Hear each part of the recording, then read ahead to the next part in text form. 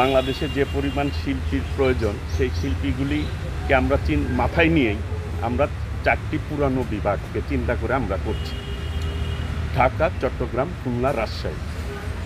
ভবিষ্যতে ইনশাল্লাহ আমরা বাকি যে নতুন ডিভিশনগুলি হয়েছে সেইগুলিতেও করব এবং জেলাভিত্তিকও আমাদের করার চিন্তা আছে ইনশাল্লাহ। আজকে আমরা এর আগেও আমরা আমাদের নিজেদের মধ্যে বসে আমরা প্রোগ্রামগুলি করেছি, কীভাবে এইগুলি সুন্দরভাবে করা যায়, শৃঙ্খলাবদ্ধভাবে করা যায়। এবং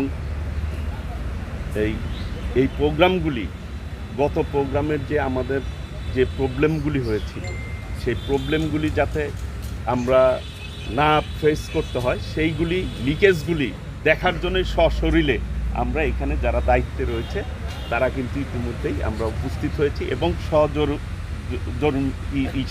স্বচক্ষে স্থানগুলি আমরা প্রত্যক্ষ করছি। কোন জায়গায় গতবার লিকেজ ছিল সেইগুলিকে আমরা আমলে নিয়ে সেই অনুযায়ী আমরা নিরাপত্তার ব্যবস্থা ইনশাল্লাহ করব।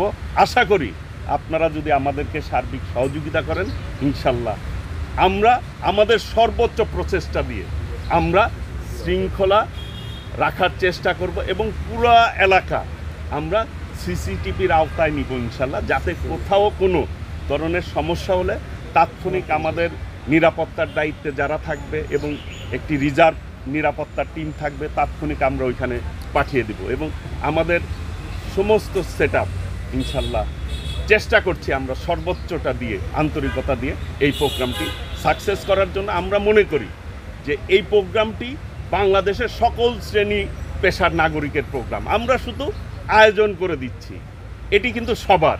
সেই জন্যই কিন্তু সবার আগে বাংলাদেশ ফাউন্ডেশন, এই ফ্রেমটি কিন্তু সবার, কারো ব্যক্তিগত না, কারো দলের না, সকলকে নিয়েই আমরা পথ চলতে চাই। যে সবাইকে আমরা কিন্তু ফ্রেমবন্দি করেছি। বাংলাদেশে যারা শিল্পী রয়েছে, আপনারা ইতিমধ্যে প্রেস কনফারেন্স করে কিন্তু আপনাদের সামনে আমরা ডিক্লেয়ার করেছি, আমাদের আহ্বায়ক শহীদুদ্দিন চৌধুরী আনি সেই তালিকাটি কিন্তু আপনাদের কাছে ইতিমধ্যেই প্রকাশ করেছি গণমাধ্যমে। এইখানে সবাই রয়েছে। আপনি যে কথাটি বললেন যে বিএনপির এগেনস্টে কথা গেছে, তাকেও আমরা কিন্তু এখানে ইনক্লুড করেছি, কারণ আমরা চাই সকলেই মিলে এই বাংলাদেশটিকে এগিয়ে নিতে চাচ্ছি। আমরা দলগত দিক থেকে কিন্তু এটা বিবেচনায় নিচ্ছি না, আমরা নিচ্ছি বাংলাদেশ হিসাবে বিবেচনায় নিয়েছি। এই বাংলাদেশের সকলকেই আগামী দিনে দেশপ্রেমে উদ্বুদ্ধ হয়ে দেশের পক্ষে কাজ করতে হবে, কারো ব্যক্তির পক্ষে যাতে কেউ কাজ না করে, সেই জন্যই কিন্তু আমাদের এই উদ্যোগ। ধন্যবাদ।